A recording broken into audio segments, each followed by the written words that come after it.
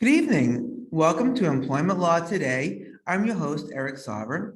I'm an employment law and business law attorney, and I host this live weekly talk video show and this live video broadcast every Tuesday night from 5 p.m. to 6 p.m. Eastern Standard Time, right here on Talk Radio NYC, where I have guests that discuss some of the most novel and interesting issues and challenges that employers and business owners face during these trying times. And in that regard, I'd love to welcome our guest tonight. I'm very pleased to have Ms. Sharon K. Summerfield, founder of the Nourished Executive. Sharon, welcome to the show. Great to have you. Thank you, Eric. Great to be here. Yeah, absolutely. I think we have a really important topic tonight, and I'd like to just share that with our audience, and then I'll introduce you in more of a proper background, and then we can go into our discussion if that sounds good to you. Sounds great. All right, let's do it. So our topic tonight, folks, is psychological safety in the workplace. It's a really, I think, powerful topic in these times. You know, we talk about the issue of safety. It seems to be on everyone's minds these days, and I think for good reason. And many employers now seek methods and action plans to reduce employee burnout and to ease tension between managers and workers. And they want to foster a balance for the business owners themselves. But first, before we can get to that state, we need to create an environment of safe boundaries, safe communication, and safe connection, psychological safety. This is where tonight's guest comes into play. I'm joined this evening by, as I mentioned, Sharon Summerfield, founder of the Nourished Executive. She is a mentor, a connector, an author, and a well-being coach.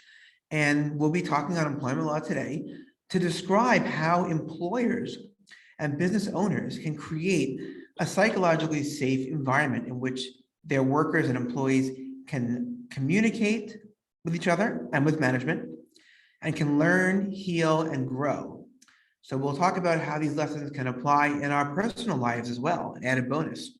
And that's something we all could use right now.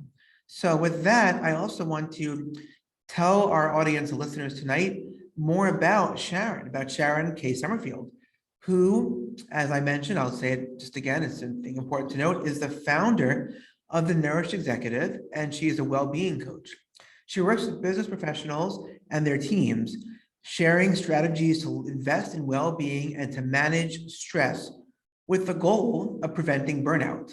In addition to that, in addition to Sharon's extensive business background, she is also a registered holistic nutritionist and certified breath coach. Sharon holds multiple certifications in business management, project management, psychological safety, and holistic nutrition. She speaks often about the importance of moving away from work-life balance and moving towards a more holistic lens of harmonizing life, where work is one part. I like that. I think it's really powerful. Sharon is a lifelong learner, a systems thinker, a mentor, and connector. And as she says, in creating harmony, we find new ways to blend in the melodic rhythm and the dance of life. Wow. Again, Sharon, I'm really grateful to have you join us and glad that you agreed to be a guest on Employment Law Today this evening. It's great to be here, Eric. Sure thing.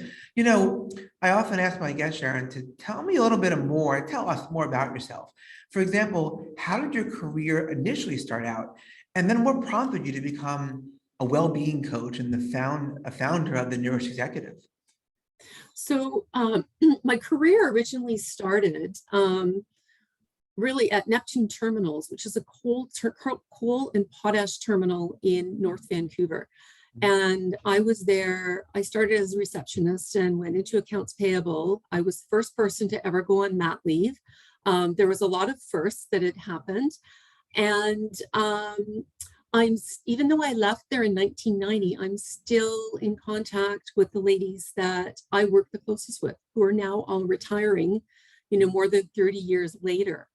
And at Neptune, I didn't know anything about terms like psychological safety or bullying or any of that sort of thing, because it was things that we never had to think about. Management always had our backs, and if there was inappropriate behavior, those people were called out, either had to apologize or the company never did business with them again. So I thought all companies were like that. And when I left Neptune, moved to Whitehorse, and I quickly learned that no, not all companies are like that. So I've worked across the sectors. I've worked in education, I've worked in health, I've worked for an association, I worked for a not-for-profit, I worked for a large engineering firm. And, you know, as roles evolved and things changed, one of the things I saw was many people were burning out.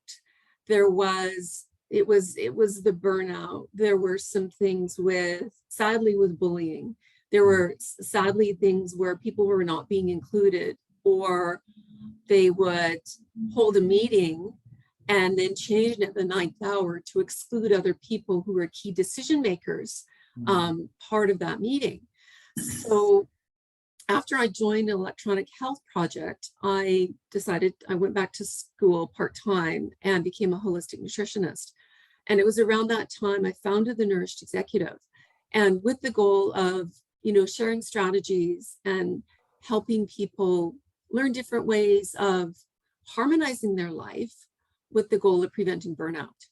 And, you know, and also at that time, I'd never heard the term psychological safety. I actually had never heard that term until 2 years ago. I'd heard about getting people working in their strength zones, you know, different personality testing, about different coaches. I you know, heard about people talk about bullying and safe environments and health and safety, but had never heard the word psychological safety until 2 years ago. Interesting. That background, you know, a couple of things jumped out at me, Sharon. First of all, thank you for sharing your history and some of your story with us on the show tonight. I like when listeners can be watching the show at home or listening and get a sense of whom they're listening to. Yeah, you said a couple of things there, if I may, just observations. The idea that you started out sort of this very good place, this very positive work environment, and then went to a not so positive one or ones over the years. And what I find interesting about that is that often people come on the show and they found specialty because they were either in a place that was, all they knew was toxicity and negative, and they worked to find the good, or they were coming from a place that was sort of all like utopian and wonderful, and they want to preserve that. But I think the fact that you had both, maybe that, I imagine, might inform like, oh, now I know what one is like and the other. I know this is possible. You know, I know we can have what you had at Neptune. I thought that was an interesting point. And I thought one of the points I found interesting too, the idea that, you know, you, in different industries, there's a commonality, like whether it's education or health, the issue of burnout, just like in law, employment law, whether there's, you know, in what industry you're in, certain labor laws involving a toxic workplace or discrimination all apply. So good to hear that from you. Well, thank you. Thank you. Yeah. Many lessons learned along the way. Yeah. Yeah. Such is life, right? You know, and Yes. lucky, Yes, very true. Yeah, from the hard, you know, hardships and from the good things too. So you mentioned that for the first time, it's my next question I was wondering about here, Sharon. You mentioned you first heard the term psychological safety a couple of years ago. And I'm wondering if you can please define for our audience, how do you define psychological safety in the context of the work that you do? In the work that I do, so I ended up 2 years ago, there's a group on LinkedIn called the HR Strategy Council. And I was part of, we call ourselves the Small and Mighty Group. So we actually wrote a white paper on psychological safety. And so I think the best definition I've come across is in this book, The 4 Stages of Psychological Safety. And I love this book because I think it was something really useful that could be used in a team building environment, like strategic planning or rebuilding your team. But what I like about it is it talks about what the condition of psychological safety is really to be included, where it's safe to learn, it's safe to contribute, and safe to challenge the status quo. And when you speak up, you're not going to be reprimanded, or you're not going to be marginalized. You're not going to be moved to the side. Mhm. So I like to, as I'm talking to people, and there's been a number of people, particularly over the last 2 years, when they start talking, I'm like, do you feel included? Do you Mhm. feel it's safe to learn? Do you Yes. feel you can bring up different suggestions? Do Mhm. you feel trusted? Can you be your authentic self? Can you bring, as Marcus Buckingham talks in his latest book, Love and Work, Mhm. can you bring your red threads? Do you love 20% of what you do every single day? Mhm. And can you celebrate that in some way? And I'm amazed how many people can't. Mm. Yeah, absolutely. It is staggering to think how many people don't feel safe in their working environments, isn't it? It's scary. Mm. It's sad. It's really sad because, like, when I look back to my experience at Neptune, Mhm. and then, a number of decades later, I joined a big infrastructure project. Mhm. Neptune, we had this family. It was like a family. Mhm. It was like we were there. Wasn't always roses and sunshine. I mean, it was a 24-hour operation, and anything that came with that, and Mhm. more. So it was very busy, but it wasn't until I actually joined this big infrastructure project Mhm. that was the first time in several decades that I had that family feel again, Mhm. that where you could actually speak up, or you could have different suggestions. Yeah. And that to me was fundamental. You talk about psychological safety, but we also talk about the importance of having a friend at work, and Yes. that's family, and that's support. Because sometimes when life is, these work isn't, as sometimes you have a client that's not that easy to work with, or Mhm. it's you've got different people have different ideas on how you should move forward. And if you Mhm. don't have psychological safety, you can't, it's very difficult to have that conversation in a respectful way. It is, isn't it? It's interesting, Sharon. First off, thank you for that great working definition of psychological safety, particularly in the workplace. And what I find interesting about that is that where there's a lot of talk these days about physical safety in the workplace, having, secure doors, locking doors, alarms, sort of anti-active shooter, and for obvious reasons. And that is crucial because I don't think one can feel psychologically safe if they're not physically safe. Right. But I think like this, the emotional safety and what that means, and why it's so important is something that I think might even get lost when a company is focusing too much on, okay, what's our, do we have to hire security guards? Do we have to do that? So I'm glad that we're talking about this now. And it's funny, we believe it or not, we're at our very first commercial break. Time flies when you're having fun, I would say, interesting guests. But Yes. I think maybe we'll pick up on this and other questions after the break. So I'll just let everyone know you're listening to or watching Employment Law Today. I'm your host, employment law attorney Eric Sauber. My guest tonight, Ms. Sharon Summerfield of the Nourished Executive. Stay tuned. We're going to talk more about how to set up this foundation of psychological safety and the problems that arise without it, and then the good things that happen when you have it. So this is something for the employees out there, for the employers out there, whether you're just starting out or you've been around for a long time. Stay tuned for the show. We'll be right back. Are you a business owner? Do you want to be a business owner? Do you work with business owners? Hi, I'm Stephen Fry, your small and medium-sized business or SMB guy, and I'm the host of the new show, Always Friday. While I love to have fun on my show, we take those Friday feelings of freedom and clarity to discuss popular topics on the minds of SMBs today. Please join me and my various special guests on Friday at 11 a.m. on talkradio.nyc. Are you a conscious co-creator? Are you on a quest to raise your vibration and your consciousness? I'm Sam Leibowitz, your conscious consultant. And on my show, The Conscious Consultant Hour, Awakening Humanity, we will touch upon all these topics and more. Listen live at our new time on Thursdays at 12 noon Eastern Time. That's The Conscious Consultant Hour, Awakening Humanity, Thursdays, 12 noon on talkradio.nyc.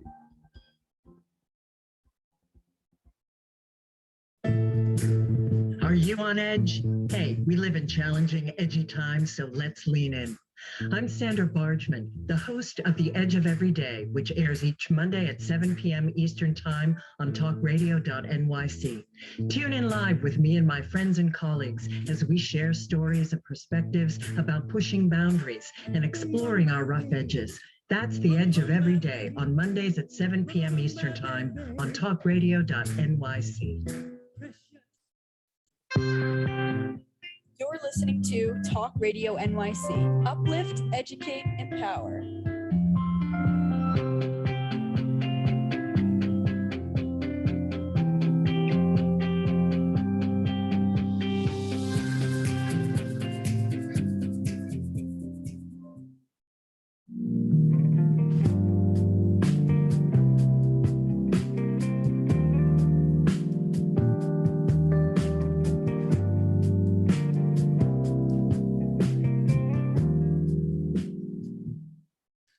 Welcome back to Employment Law Today. I'm your host, Eric Sauber.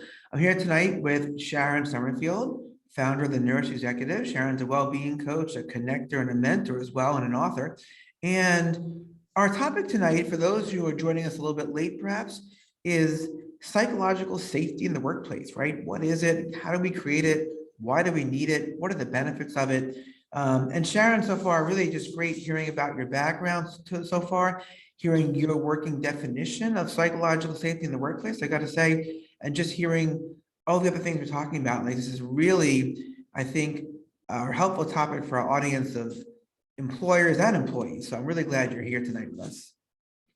Thank you. It's great to be here. Yeah, great to have you on the show. What struck me is, like, we talked a bit before about how people often think of safety and a safe workplace, and they think about, hiring a security expert to make sure the windows and there's a locking door and that there's a way to lock people out who are causing harm. I think this safety in the workplace, I think you'd find it sort of as, feeling that you can be free to be your authentic self, right? Communicate, express yourself without, fear of rebuke and punishment. I was wondering, like, maybe we can talk a little bit about this next question, which is, why is psychological safety, why is it a necessity, Sharon, a necessary foundation for employers if they want to improve their employees' connection and productivity? I think, as the last 2 years have really shown us, employees' well-being is now front and center. And I think it didn't just happen in the last 2 years. There was a lot of things that were leading up to that. And you look at the thing that's really interesting about what I like to talk about with psychological safety that doesn't get talked about enough. Psychological safety is actually your competitive advantage. So if you are fostering psychological safety in your organizations and in your teams, and as a lawyer, you're going to be working with a variety of different teams. I know when I worked for CH2M Hill, a global engineering firm, it wasn't just the team in the organization, it was the teams in multiple organizations on multiple projects.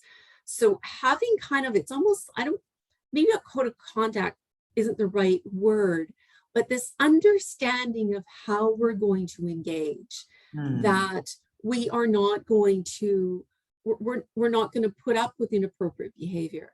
We're going to be respectful. We're going to include people.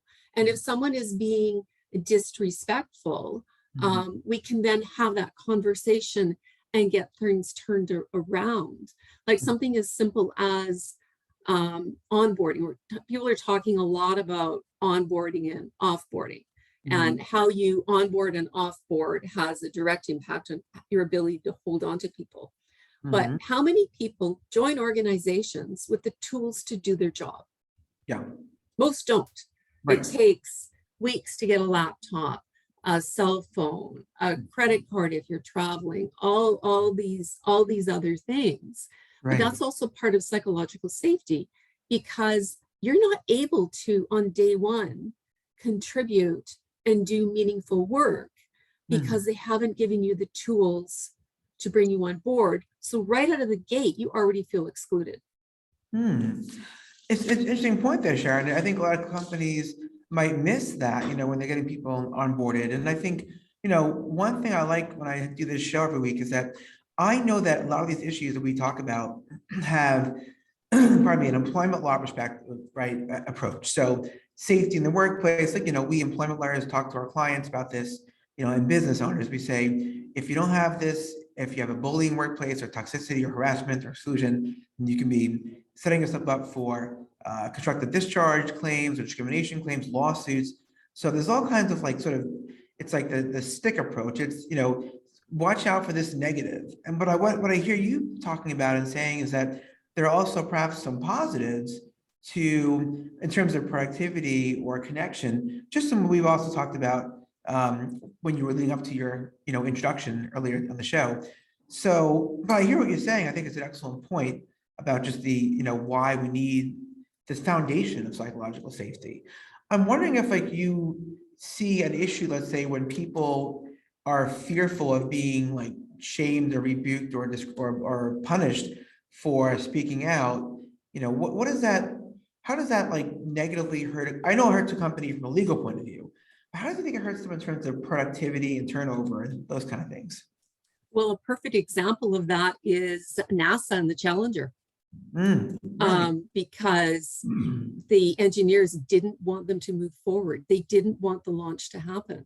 But because of the lack of psychological safety, they were shut down. Their opinions weren't paid attention to. So a disaster happened.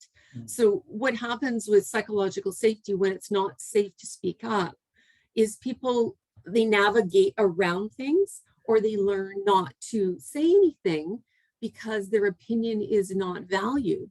So then they hide the mistakes, and they hide the mistakes, or they don't speak up. And so the organizations find themselves in these situations that could have been avoided. Yeah. So I found it was interesting when I was at the CH Swim Hill, I had an organizational role and a project role at the same time. At the organization was, they weren't winning work, so it was a hard time for them. And if you made a mistake at the organizational level, you weren't told what that mistake was, and you weren't given the opportunity to fix it. You were just removed. At the same time, I'm working on a project in a role where I've thrown so far out of my comfort zone, I can hardly breathe. Initially, it was a phenomenal learning opportunity. And if you made a mistake, you were told what that mistake was, and then you were asked to fix it. So here I am in these two polar opposite cultures at exactly the same time. And one is fostering through the psychological safety, learning and growth, and the other one isn't. So true, Sharon. Yeah, I think that's a really good point. The challenge is a powerful example. I must have read that or heard that somewhere along the line over the years, or maybe it just didn't stick top of mind. But I think for our listeners tonight, if you're out there listening to the show every week and you run a business, you have employees, it's so important, I think, to let them know that, mistakes that can be shared and it can be learning experiences. I think too often employers might think, well, that makes me quote unquote soft or quote unquote not, in charge. But I agree with you. I think I've seen in law firms over the years, had my practice for a long time now, but when I first started out, it was at a prominent Park Avenue firm. I like to joke that they had the prestige of a big firm, but not the salary. That's another story, another day. But people were very adept at hiding their mistakes because of that same fear. And it just does not bode well, because eventually either something's going wrong and it's not being fixed, or something is just, there's no chance for growth and communication. So I'm really glad you're talking about this, hey, this is what we need as a foundation, right? We need to be able to share about mistakes and learn from them and have transparency and communication that's what I'm hearing. Is that right? I think there's another piece of that too, is that without psychological safety, there's no creativity and innovation, because being innovative and creative, you can't do that if you don't feel safe. It's really hard to do that. And so what happens in these organizations that have more creatives, if that is being shut down, then the resources that are needed to do some of these projects are not articulated correctly. So you end up not with the project to solve the problem you were hoping to do, because you haven't got all the right pieces together. And that's another piece of psychological safety, the ability to speak up. You actually get the right resources with the right people in the right area. And what happens is you actually save money. Interesting. You save money in terms of? Because I'm sure you've been on projects where we're going to try this, and then we're going to try this, and we're going to try this. And after 3 tries, they bring someone in that a few of the people in the beginning thought of bringing in, but that was shut down. So they bring those people in, and then they find the way forward, but they've spent 3 times as much money because it took them that long to get there. Oh, I see. Interesting point. That combined with like turnover and such, but mistakes can multiply and go, and if they're not fixed right away, and then you might also have to bring in people that, perhaps you maybe were shut down from bringing in the first place. I think that's a sort of an interesting point too.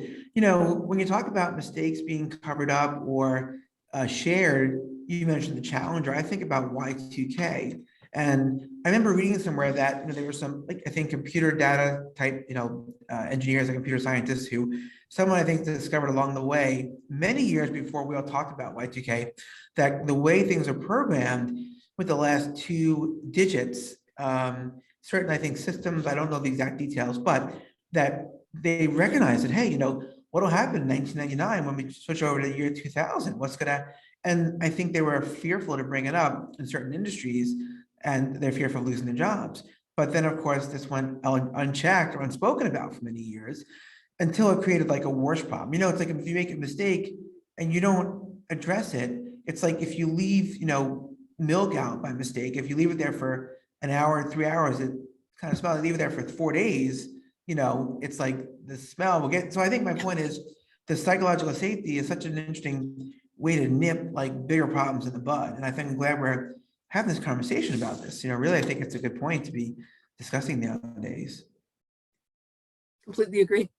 Yeah, excellent, absolutely. And I also have seen this too. Like, you're, talking about how I think people, can if they feel safe to be heard, they're more creative, right? That creativity gets shut down when safety shut down. I think that's very true. A lot of creativity happens when one feels like they're not going to be judged for coming up with an idea, like not like told that's stupid or, or put down. And I think safety can be more than just fear of, angry words or shouting. It could be fear of, being held up to ridicule or being embarrassed, among one's coworkers. So interesting, I think, to have that point as well. It is very interesting. Yeah. Sharon, we believe it or not, it's always shocking to say this, we're at our next commercial break. So when we come back, we'll talk more about psychological safety, the foundation for productivity in the workplace. And we'll talk with Sharon Summerfield about some of the tools and strategies she uses with her clients to build this valuable foundation. So stick around. You're listening to Talk Radio NYC and Employment Law Today, and we will be right back.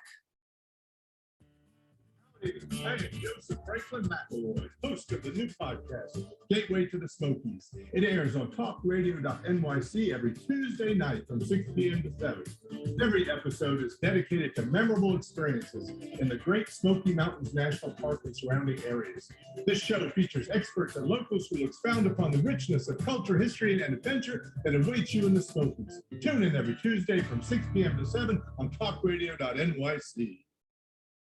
Are you passionate about the conversation around racism? Hi, I'm Reverend Dr. TLC, host of the Dismantle Racism Show, which airs every Thursday at 11 a.m. Eastern on talkradio.nyc. Join me and my amazing guests as we discuss ways to uncover, dismantle, and eradicate racism. That's Thursdays at 11 o'clock a.m. on talkradio.nyc. Are you a small business trying to navigate the COVID-19 related employment laws? Hello, I'm Eric Sauver, employment law business law attorney and host of the new radio show, Employment Law Today. On my show, we'll have guests to discuss the common employment law challenges business owners are facing during these trying times. Tune in on Tuesday evenings from 5 p.m. to 6 p.m. Eastern Time on talkradio.nyc. You're listening to Talk Radio NYC at www.talkradio.nyc. Now broadcasting 24 hours a day.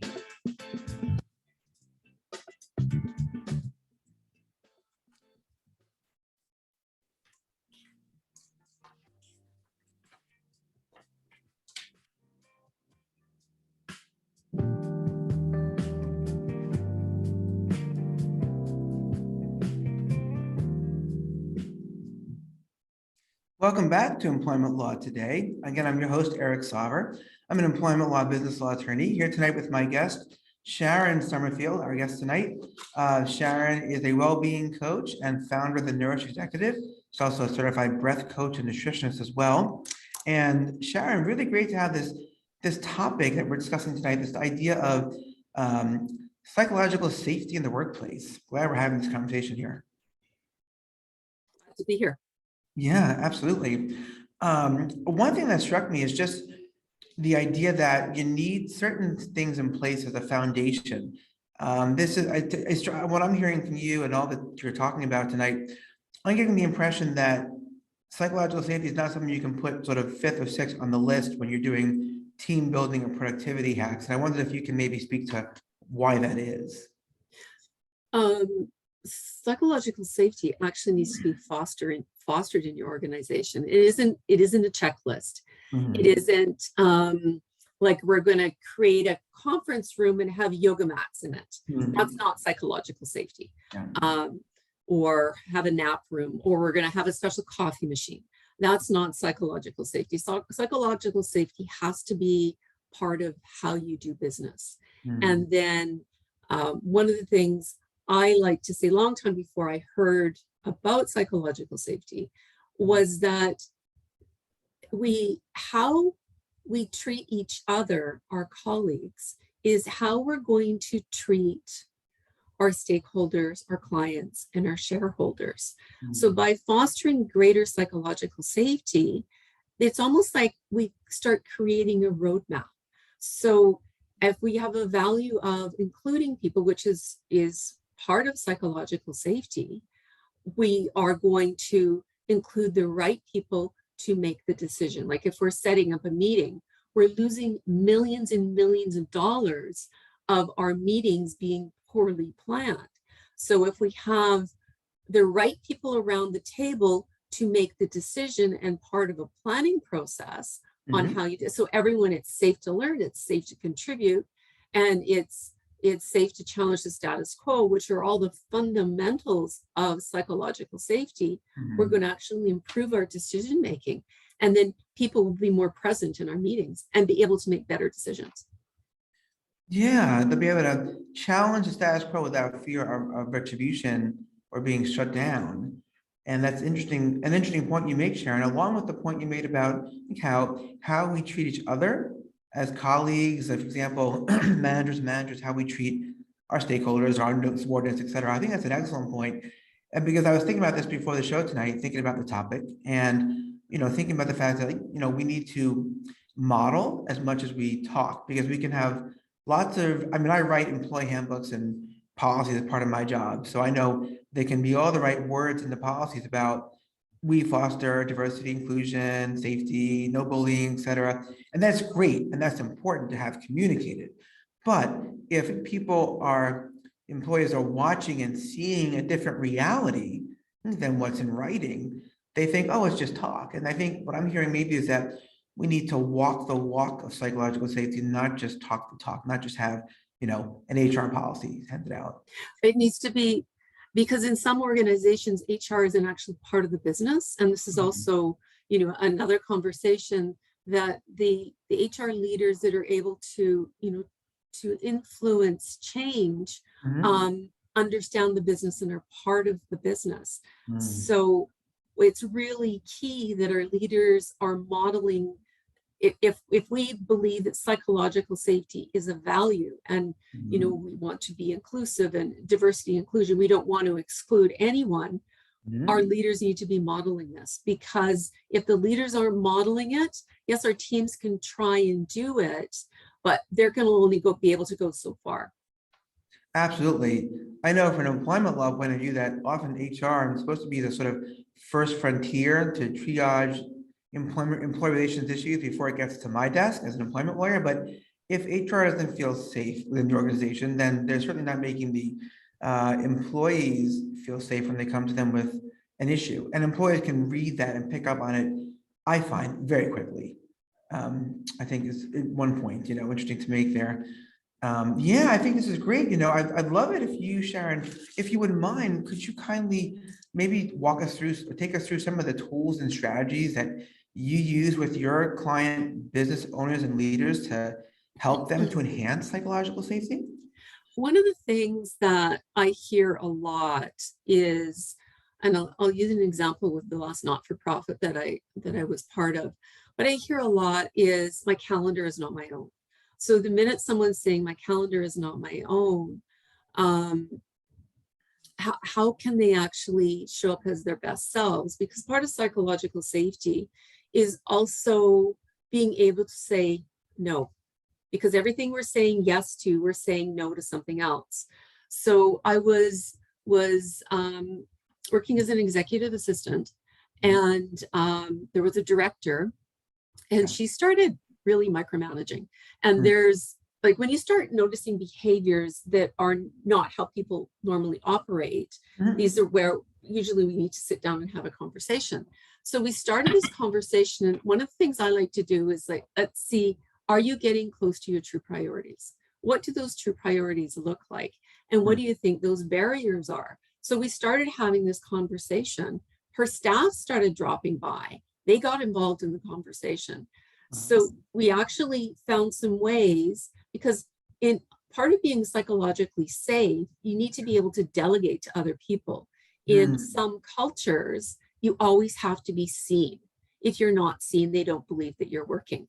And so that wasn't the situation where we were, but that was one of the roadblocks that was stopping her from engaging her staff more and delegating more. So she started to delegate more. And what happened, this ended up taking on a whole department-wide lens. Psychological safety was present, but we revamped a lot of things that we were doing.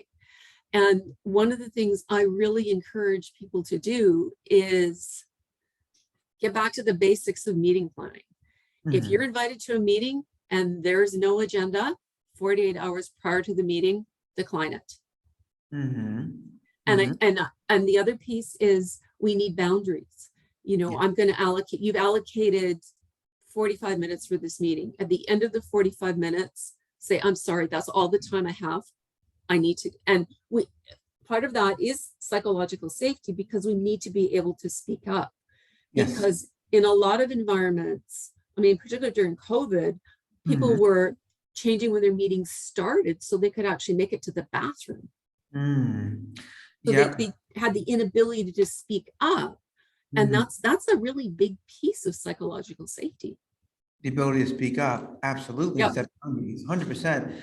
So it sounds like a tool is you use is to help clients, business owners, management to understand the need for those boundaries, including ones that at first blush, some people listening tonight might think, wait, I'm going to give people the ability to decline a meeting. It'll be chaos and anarchy. And I think the truth is that's sort of a slippery slope, catastrophic thinking way to look at things. Like if I give people that kind of, power to be free, it'll be chaos, everyone shutting down left and right. But the truth is, I believe most people want to do their job and do it well and be successful at it. And so they're not going to turn down meetings. You can trust adults, right, to act like grown-ups. It's not like, they're in third grade and you say to them, you can eat whatever you want for lunch, and they're going to say candy and ice cream, or second grade or something like that.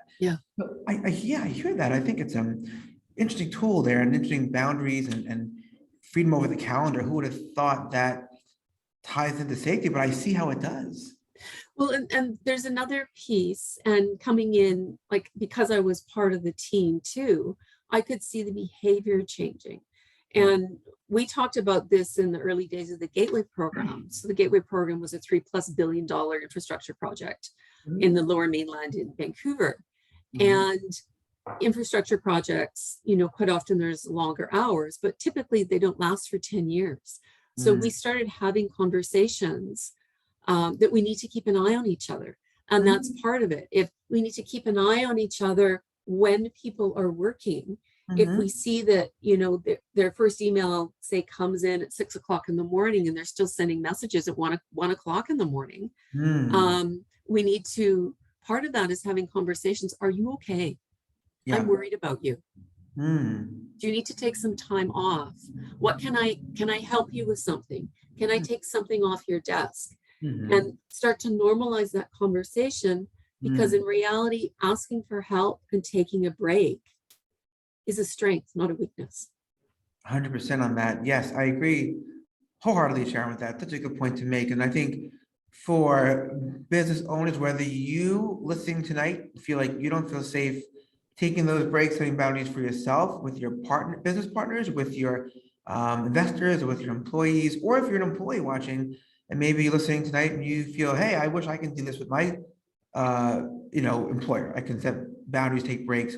It's a good point also you raised, Sharon, about keeping an eye on people, noticing those things, like noticing, who's sending emails at 3 a.m. And I remember I had a client once like that. She would send emails at 3:14 a.m., 4:26 a.m.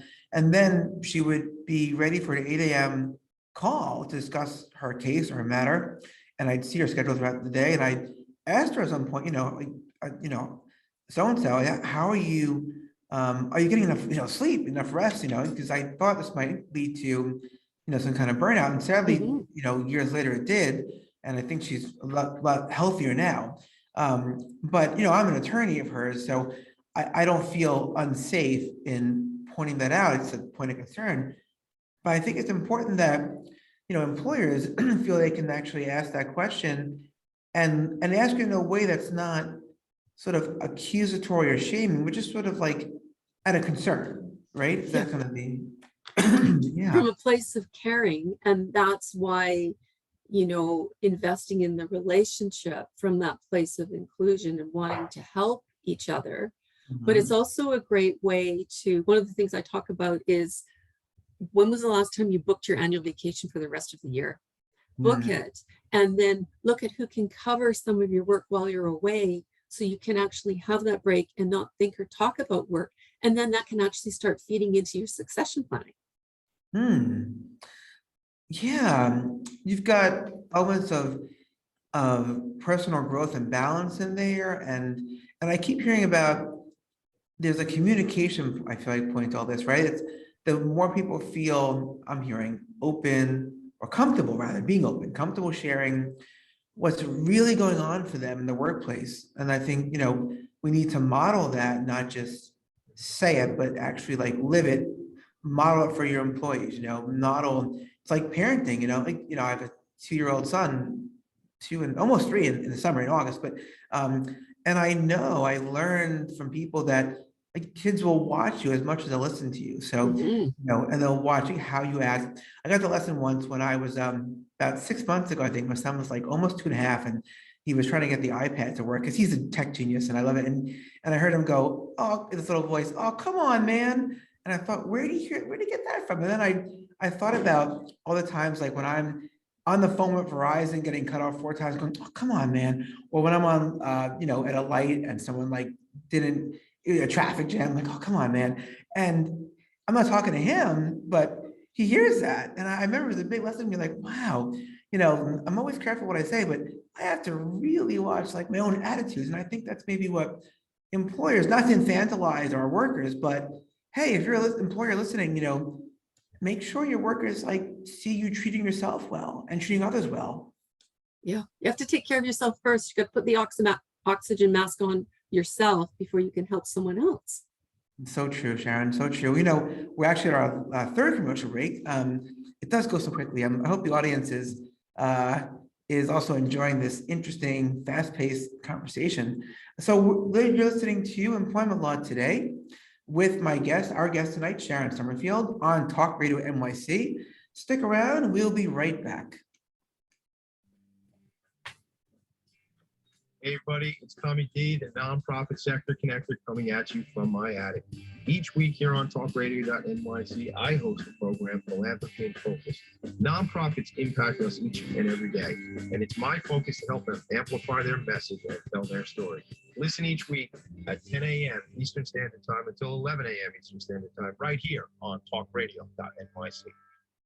In a post-COVID world, you may have many unanswered questions regarding your health. Are you looking to live a healthier lifestyle? Do you have a desire to learn more about mental health and enhance your quality of life? Or do you just want to participate in self-understanding and awareness? I'm Frank R. Harrison, host of Frank About Health, and each Thursday, I will tackle these questions and work to enlighten you. Tune in every Thursday at 5 p.m. on talkradio.nyc, and I will be frank about health to advocate for all of us.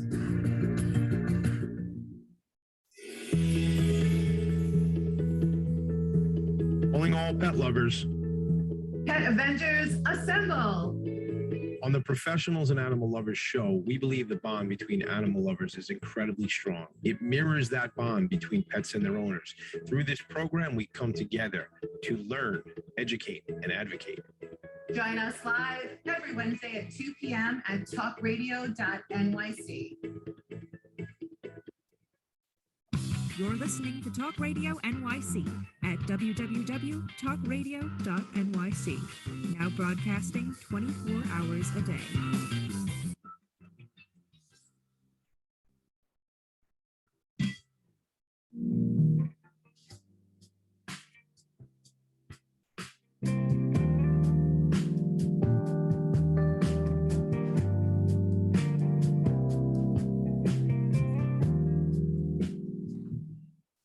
Welcome back, folks. Oh, hold on a second there. Welcome back to Employment Law Today. I'm still your host, Eric Sauver. I'm still an employment law and business law attorney, and still here with our guest tonight, our guest Sharon Summerfield, the Nourished Executive. Sharon's talking about this issue of knowing, establishing, maintaining psychological safety in the workplace. And just really great conversation so far, Sharon, I have to say. Good, I'm enjoying it. Great. I don't have to say, I will say, I want to say, it's really, really something, that expression always makes me laugh a bit. But so, I'm wondering maybe in our sort of last question here to discuss, if you can tell us, like, how does the Nourished Executive differentiate itself from other well-being coaches and mentors who work with business leaders? As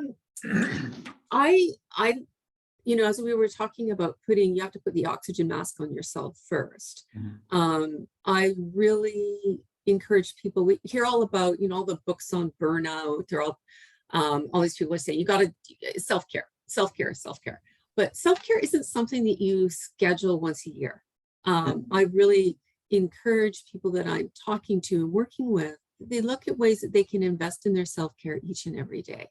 Maybe that's something is adding transition time between your meetings. Maybe it's you get outside and go for a walk, or maybe you have a phone call that you turn into a walking meeting, but you find those ways to nourish your well-being. So I like to use the lens of be nourished in all you do. Are you actually involved in work that is nourishing you? Or is it sucking, for lack of a better word, sucking the life out of you? Because we've all been involved in work like that at some point in our lives. So the lens of, be nourished in all you do is one of the ways I like to differentiate myself. And it's looking at the whole person. It's not just looking at what they're eating, the supplements they're taking, how it's looking at all these different components and also their relationship with technology. And, when it comes to psychological safety and how we're engaging with our teams, are we actually having a conversation around what the core hours are going to be when we're going to work with our team and defining what a true emergency looks like? We've got all these tools to connect, and we've got our cell phones, we've got our messaging from all these different platforms, we've got email. Yes. But what is a true emergency, and how are we going to connect with each other when that true emergency comes up? And unless we actually define that, it can turn into almost anything. And that's where the psychological safety piece comes into place, is that my hope is we're going to transition away from this idea, I have to see you. I need to log onto your computer to see that you're actually working. To, I've hired you because I know you've got the skills and the expertise to do this work. Maybe it's a contract role, maybe it's an organizational role, but I trust you. Right. I trust you to do the work, and we're focused on the outcomes, not the amount of time you're sitting in front of a screen. So I'm hoping we're going to transition to more of that. And that's a key piece of psychological safety. Yeah, the vote of confidence, right? I trust you. I believe you. I have confidence in you. So I don't need you to prove to me that you're actually showing up by, you know, clocking in, clocking out every time you leave to take a break or for coffee, or, you know, I think a lot of firms are even moving away from some of those strict billable hour requirements for their associates. And I'm, you know, in my firm, so it's a little different situation, but they have to bill clients and show their revenue stream. But the idea of like a minimum, if people are getting the work done in less than that time, producing the results, a lot of firms I think are looking at that. I noticed that with generations too. A lot of recruiters and people in HR noticed that I think generational demands are changing, and I think for the better. They say that the newer generations of people in the workforce want more, I guess, trust, faith, high quality of work. If they have to choose that over more money and more dollar signs in their paycheck, they'll choose that. So not that people wouldn't want both and can have both, but I think, you know, you're talking about this very key thing, like, you know, the whole person approach, right? That's important. And and then the cost of some of these, I call it danger pay. Because sometimes, you know, yes, you're getting paid a lot of money, but if it's at the cost of your well-being, right, then you're putting in all these crazy hours. How can you be present with your family like you are with your son, and noticing that he's catching up? He's catching on these little phrases that you're saying. You're going to be too tired to actually notice that. Yeah, and that's where the whole person approach comes in, doesn't it? How are you in your family role? Do you feel safe? Are you creating safety? How are you in your work role? It's like you can't just say it's one. You can't always say it's just one or the other that you work with. It sounds like you work with people in all aspects of their life. I heard you say, like the comprehensive, that's the nourished executive approach. Yeah, and it's also, we can apply some of these skills within our families and within our personal relationships. I mean, even simple things like the use of jargon. I remember when I went to go work on an electronic health project, and they had so many acronyms and so much jargon. It took me a month to figure out what they were saying. Right. So that's actually a form of exclusion. Yes. So if we're bringing people together, and think about family situations where a couple of people are talking and no one else can contribute. We've excluded other people. So how can we foster that in a different way? Absolutely, Sharon. I think that's what I'm hearing. There's definitely a distinguishing aspect of what you do, because I've heard people talk about doing this type of work going into the workplace or going into the home life, you know, the family dynamic. But I'm hearing your approach of sort of approaching this from all angles and making sure people feel safe at work. Because if you're not, it's going to drain you and show up in your personal life. And if you're not taking care of yourself personally, you might not be able to show up for your work either. Really great stuff. You know, believe it or not, we are about 3 minutes away from the end of our show. Time again. Wow. Fun. Yeah, it really does go. So I want to turn the mic over to you to give us, like, say, you know, a couple minutes of just how do people contact you? Any website, any workshops you have going on? Like, whatever you want to promote, the floor is yours. So my website is nourishedexecutive.ca. You can reach out to me on LinkedIn, Instagram. I'm the Nourished Executive. Facebook is Nourished Exec, and Twitter is Nourished Exec as well. So I'm probably more active on LinkedIn. So anyone that wants to reach out, please talk about different ideas around psychological safety and ways that you can be nourished in all you do. This has been an absolute joy to spend time with you, Eric. And, we really just kind of skimmed the surface on psychological safety. So what I like to say to people, be kind with yourself, be patient with yourself, and be nourished in all you do. Thank you, Sharon. That's, really, I think, wise words there to take away. It's great to have those parting words on the show. And yeah, I think, you shared your website, Facebook, LinkedIn, all those, I think really helpful to have. And I want to thank you for being on the show tonight, for talking about this topic with such authenticity and, just sharing your own experiences. It really, I think, helps when our audience can listen. And I hope that people can take in what Sharon's saying, what we're talking about here, and recognize that this is a process. And I think life's a process, and I'm glad that you have that, people know any upcoming events that you might have or the next week or so? Not at this point, but we are heading into summer. So not at this point, but I tend to share things that are coming up on social media and also put them on our website. But I'm in a trade show at the end of September here on Vancouver Island in Nanaimo, if anyone's listening from Vancouver Island. So yeah, but pleased to share any upcoming events in the coming weeks. Thank you, Sharon. We're out of time, but I'll just say thank you once again, Sharon Summerfield, for being on the show. Stay tuned for Gateway to the Smokies, a great show at 6 p.m. You're listening to Talk Radio NYC, and I'm your host of Employment Law Today. My name is Eric Sauber. Tune into Employment Law Today, Tuesday nights from 5 p.m. to 6 p.m. right here on Talk Radio NYC. So once again, Sharon, thank you so much for being here. Thank you. Thank you.